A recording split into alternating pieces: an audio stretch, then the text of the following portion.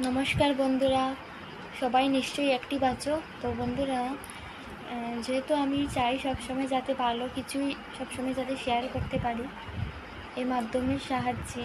তো বইয়ের মধ্যে অনেক ভালো জিনিস আছে, তো ভাবলাম যদি এসব কিছু আমি আপনাদের সাথে শেয়ার করতে পারি। আসলে এত জ্ঞান তো আর নিজের মধ্যে নেই, তাই যতটুকু সম্ভব নিজে তো শেয়ার করি নিজে থেকে, আর বই থেকেও কিছু ভালো ভালো শেয়ার করার চেষ্টা করি। তো অবশ্যই আপনারা সবাই শুনবেন। কিন্তু যদি কেউ আমার দোষ প্রমাণিত করে, তবে সেজন্য আমার যথাসম্ভব সাফাই না দেওয়াই উচিত।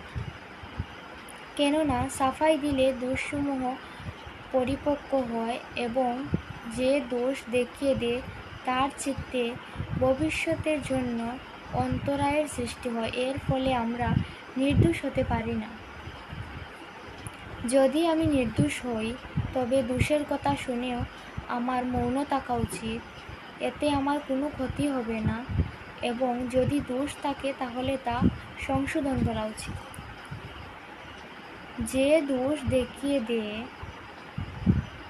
তাকে গুরুতুল্য শ্রদ্ধা করা উচিত, যাতে ভবিষ্যতেও দোষ বলতে তার উৎসাহ বজায় থাকে।